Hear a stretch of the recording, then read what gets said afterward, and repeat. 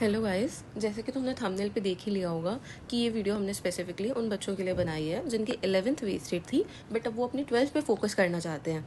देखो, मैं तुम्हें कोई फेक मोटिवेशन तो नहीं दूंगी। अब तुमने 11th वेस्ट कर ली है तो ऑफकोर्स तुम्हें 12th में डिफिकल्टी तो आएगी, डबल एफर्ट तो तुम्हें करना पड़ेगा। तुम्हारे पास जनवरी अटैम्प्ट के लिए 7 to 8 मंथ्स हैं। उन्हीं 7 से 8 महीनों में तुम्हें सिलेबस कंप्लीट करना है, रिविजन करनी है, क्वेश्चंस प्रैक्टिस करने हैं, मॉक टेस्ट लगाने हैं, एंड मोर ओवर खुद को मेंटली प्रिपेयर करना है एक कॉम्पिटिटिव एग्जाम के लिए। तो ये कोई आसान तो नहीं होगा, बट हाँ, ये नामुमकिन भी नहीं है। देखो, तुम स्क्रीन पे कुछ बच्चे दिखाई दे रहे होंगे, इनकी भी तुम्हारी तरह 11th वेस्टेड थी। रीज़न चाहे कुछ भी रहा हो, कोई फैमिली इशू या फिर कोई हेल्थ इशू या कुछ अदर रीज़न की सीरियस नहीं थे ऐसा। तो 11th इनकी भी वेस्टेड थी, बट इन लोगों ने हमारे साथ 5 से 8 महीने मेहनत करी है एंड रिजल्ट्स तुम्हारे सामने हैं। 98 परसेंटाइलर, 97 परसेंटाइलर। तो अगर तुम करोगे तो हो जाएगा, ऐसा नहीं है कि मुश्किल है।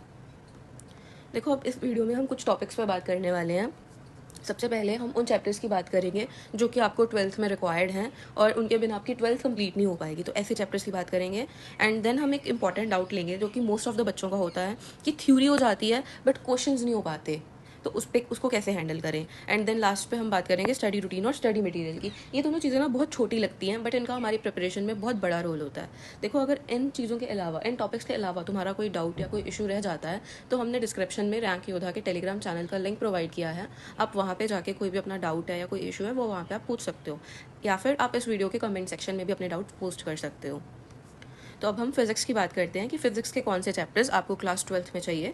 तो सबसे पहले देखो, ये 3 चैप्टर्स हैं, वेक्टर्स, WEP और सर्कुलर मोशन। ये 3 चैप्टर्स ऐसे हैं कि मस्ट हैं, आपको करने ही करने हैं, इनके बिना 12th नहीं होगी। तो ये बहुत ज़रूरी है, बिकॉज देखो, वेक्टर्स के बिना आपकी 12th की कोई डेरिवेशन कंप्लीट ही नहीं हो पाएगी, तो ये इसलिए इंपॉर्टेंट है। एंड देन कुछ 2 चैप्टर्स हैं, काइनेमेटिक्स एंड NLM। इनके बेसिक्स इंपॉर्टेंट है, लाइक आपको बेसिक्स पता होना चाहिए, तो मतलब इनसे आपकी 12th ईजी हो जाएगी। एंड देन हमारे पास एक चैप्टर आता है ग्रेविटेशन करके। ग्रेविटेशन क्या है ना कि आप 12th में एक चैप्टर करते हो इलेक्ट्रोस्टैट्स, जो कि आपका फिजिक्स का पहला चैप्टर है। इलेक्ट्रोस्टैट्स एंड ग्रेविटेशन बहुत ही सिमिलर है, तो अगर आप इन दोनों चैप्टर्स को साथ में करते हो तो आपके 2 चैप्टर्स पैरेलली कंप्लीट हो जाएंगे। एंड देन ये 2 चैप्टर्स KTG और सॉलिड्स, ये दोनों चैप्टर्स ना इंडिविजुअल चैप्टर्स हैं, लाइक इंडिपेंडेंट चैप्टर्स हैं। तो अगर इनके लिए आपको कोई प्रायर नॉलेज की ज़रूरत नहीं है, तो अगर आप इन दोनों को कर लेते हो तो आपके +4 पक्का है। Then moving to maths. Maths में देखो, ये 4 chapter, mathematics, basic mathematics, sets, trigno and limits. इन 4 के बिना आपका कैलकुलस हो ही नहीं सकता, एंड 12th में आप कैलकुलस के बिना मैथ्स कर ही नहीं सकते हो। तो ये 4 चैप्टर बहुत इंपॉर्टेंट है, इनको कर लेना।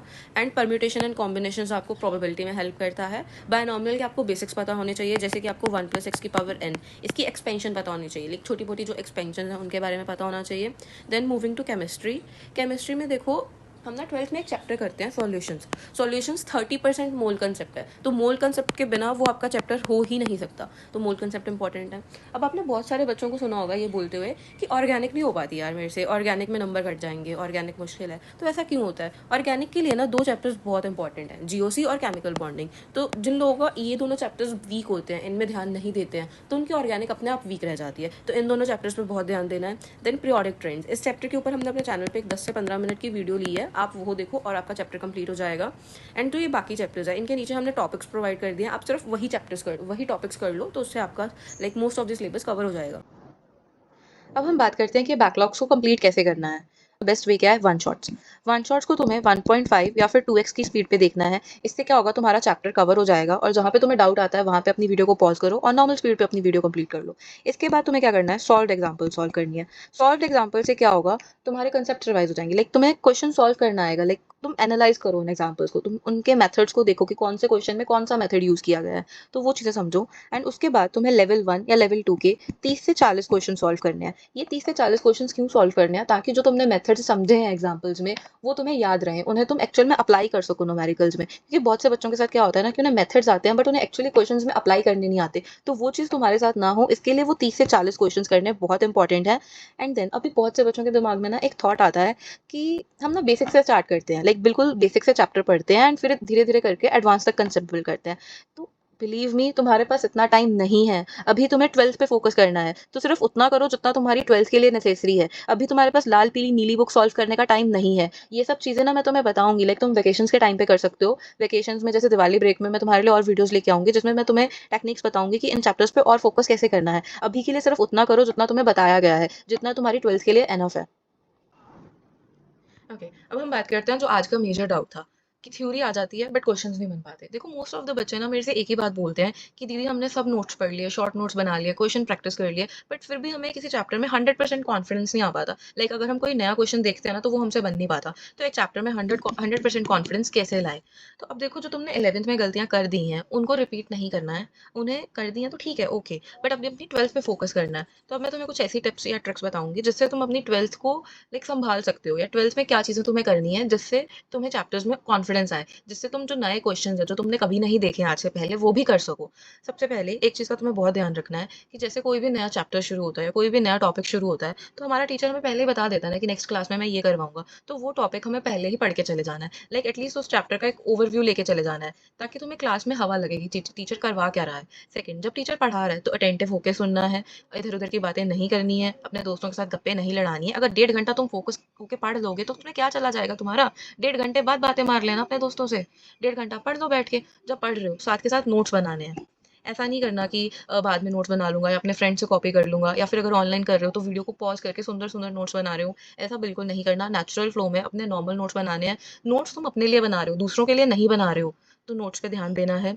सेकेंडली, जब टीचर तुम्हें क्लास में क्वेश्चन दे रहा है, अगर तो तुमसे हो रहा है खुद से सॉल्व तो वेल एंड गुड है। अगर नहीं हो रहा तो जब टीचर वो क्वेश्चन सॉल्व करवा रहा है तो ध्यान से सुनना है, समझना है कि टीचर का क्या थॉट प्रोसेस है, क्या मेथड यूज कर रहा है, क्या स्ट्रेटेजी है। वो चीजें सुननी है ध्यान से और उसे समझना है, और घर आके वो क्वेश्चन को खुद से सॉल्व करना है, ताकि वो मेथड्स तुम्हारे दिमाग में बैठ जाए और तुम उन्हें भूलो नहीं। एंड इसके बाद तुम्हें अपनी रोज की रोज डीपीपीज और जो भी शीट्स मिल रही है वो सॉल्व करनी है। एक डीपीपी में यार मैक्सिमम 10 से 15 क्वेश्चन होते हैं। अगर रोज के रोज तुम पर सब्जेक्ट 10 से 15 क्वेश्चन कर रहे हो तो तुम्हारी प्रिपरेशन अपने आप ही बहुत अच्छी जा रही है, क्योंकि मोस्ट ऑफ द बच्चे ना यहीं पे वीक पड़ जाते हैं। वो अपनी डीपीपीज रोज की रोज नहीं करते हैं। तुम्हें वही चीज नहीं करनी है, तुम्हें अपनी डीपीपीज और शीट्स रोज करनी है, ताकि तुम प्रिपरेशन में और आगे बढ़ सको। उसके बाद लाइक जब तुम्हारा मिड चैप्टर हो जाए, लाइक 50 to 60% चैप्टर हो जाए, 50 to 60% नहीं, आई से 30 to 40% जब तुम्हारा चैप्टर हो जाए, तो अपने लेवल 1 और लेवल 2 के क्वेश्चन सॉल्व करो। 1 और 2 के क्वेश्चन सॉल्व करो एंड यूल सी कि तुम 40 to 50% क्वेश्चन उनमें से सॉल्व कर पा रहे हो। जब तुम्हारा चैप्टर लाइक मोस्टली कवर हो जाए, लाइक बहुत थोड़ा बहुत पार्ट रह जाए, तब तुम अपना पूरा मॉड्यूल उठाओ, थर्ड फोर्थ जो लेवल है वो करो, तो यूल सी कि तुम 90% मॉड्यूल सॉल्व कर पा रहे हो। वो तब कर पाओगे अगर तब जब तुम ये सारा मेथड फॉलो करोगे, लाइक बिल्कुल ये टिप्स फॉलो करोगे, तभी हो पाएगा ऐसा। तभी तुम्हें कॉन्फिडेंस आएगा, तभी तुम नए क्वेश्चंस खुद से सॉल्व कर पाओगे विदाउट सॉल्यूशंस देखे। ये चीज़ों का ध्यान रखना है। जब तुम्हारा चैप्टर खत्म हो जाए उसके बाद तुम्हें सबसे इंपॉर्टेंट है शॉर्ट नोट्स बनाने हैं, बिकॉज शॉर्ट नोट्स ना ऐसी चीज़ है जो तुम्हारी रिविजन के टाइम काम आती है। अब देखो एग्जाम के टाइम इतना टाइम नहीं होता कि तुम इतनी बड़ी नोटबुक पढ़ लो, अपने सारे जो तुम्हारे डिटेल्ड नोट्स हैं वो पढ़ लो, इतना टाइम नहीं होता हमारे पास। तो शॉर्ट नोट्स तुम्हें उस टाइम पे रिविजन में हेल्प करते हैं। एंड शॉर्ट नोट्स कैसे बनाने हैं ये बहुत बच्चे डाउट पूछते हैं मेरे से। इसके ऊपर देखो मैं एक और वीडियो लेके आऊंगी, क्योंकि इतनी वीडियो में बताना तो मुश्किल है। डिटेल्ड वीडियो लेके आऊंगी मैं इसके ऊपर आपके लिए। अभी के लिए मैं आपको इतना बता देती हूँ, शॉर्ट नोट्स बेसिकली यही होता है कि हम एक पेज पे पूरा चैप्टर समराइज करते हैं, तो वो आपकी रिविजन में बहुत हेल्प करते हैं। एंड एक और चीज़, टेस्ट पे ध्यान देना। बहुत बच्चे क्या करते हैं ना, जब पूरा चैप्टर होता है तब टेस्ट देते हैं। आपको ऐसा नहीं करना। अगर आपको टाइम मिल रहा है तो बीच के बीच में टॉपिक वाइज टेस्ट देते रहना, लाइक सेक्शन वाइज टेस्ट देना, वो आपकी बहुत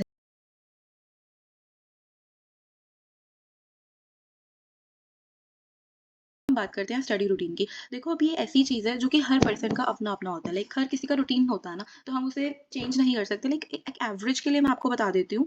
ऐसा देखो नॉर्मली इंसान के पास 24 घंटे होते हैं। नॉर्मली क्या मतलब होते ही 24 घंटे हैं दिन में। ऐसा तो है नहीं कि टॉपर्स के पास 26 घंटे होते हैं, नहीं। इन्हीं 24 घंटे में क्या होता है 6 से 7 घंटे की नींद होती है इंसान की। 6 से 7 घंटे मोर देन इनफ है तुम्हारे लिए सोने के लिए। एंड देन 4 से 5 घंटे तुम्हारी क्लासेस रहती हैं। इन सब के अलावा तुम्हारे पास 7 टू 8 आवर्स बचते हैं। 7 टू 8 आवर्स उसमें तुम्हें पर सब्जेक्ट 2 घंटे देने हैं।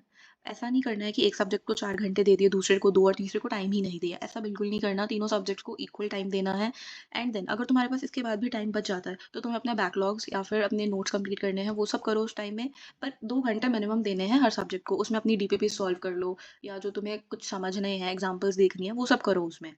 देन हम बात करते हैं स्टडी मटेरियल की। स्टडी मटेरियल के लिए आई वुड से कि जो तुम्हारे मॉड्यूल्स हैं, तुम्हारी कोचिंग के मॉड्यूल्स हैं, वो पढ़ो, वो मोर देन इनफ हैं। सेकेंडली तुम्हारे लिए क्या रहता है कि जो तुम्हारे टीचर के नोट्स हैं तुम्हें वो पढ़ने हैं। एंड हाँ, इसके बाद एक चीज़ और तुम्हें बता दूँ, हम पर सब्जेक्ट जैसे ऑर्गेनिक अनऑर्गेनिक इन सब के लिए हम time to time strategy videos लेके आएंगे। उनके डिस्क्रिप्शन बॉक्स में हम आपको स्टडी मटेरियल प्रोवाइड कर देंगे, तो आप वो चेक कर सकते हो। आज की वीडियो के लिए इतना ही। Thank you guys.